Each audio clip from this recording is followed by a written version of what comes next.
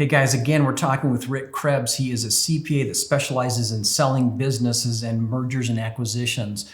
Rick, you talk about 8 value drivers, and one of those value drivers is customer concentration. Now, a lot of business owners love having their business come from 1 or 2 sources because it's clean, it's easy to do once they know how to deal with those, with those reasons that contract. But how can that actually work against a business owner? And how can that drive the value of the business down? So what we're talking about here is risk for a buyer. I was valuing an oil field related company down in Texas, and they had one customer, and that customer accounted for 99% of their business, and they were trying to sell, right? And I gave them a much lower value than what they had thought in their minds. And the guys were a little bit mad at me, actually, and they came back. And you called their baby ugly again, I did. Huh? I called their baby ugly.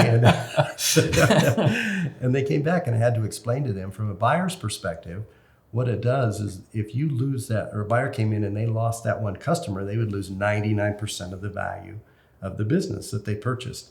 And so what you see if you have a high customer concentration, now customer concentration is it's a percentage of your sales based on your customers. So basically we take sales by customer, divide it by the total sales. And when I see a high, when I say high, I'm going to say the top 3 customers account for more than 50 or 60% of your sales. Then it's kind of a red flag to a buyer, and it's additional risk. And they're either going to reduce the purchase price or they're going to want to pay you over time through an earn-out. In case that contract goes away, right? In case they lose them. So tell me a little bit, what can we do proactively? Again, this is another example of why we need to prepare to sell our business maybe years and years in advance, at least a few years. What can they do to take care of that situation? What they need to do is diversify. And it's really hard for them to do, right? If they're developing a customer, they've nurtured this customer, it's gravy, right? It's the easy stuff. They need to leave that and go find new customers. They need to diversify their customer base so that lowers the customer concentration. And I'm going to put that also with products.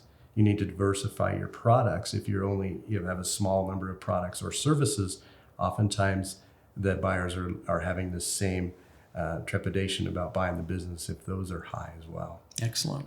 Guys, thanks for watching our K2 Business Group YouTube channel. Please click on the link below, like us, and subscribe. Now, the first 10 people to email us with your comments will get a free copy of Rick Krebs' book, Sell Your Business by Design, Not by Default. All you got to do is email us at info@k2businessgroup.com.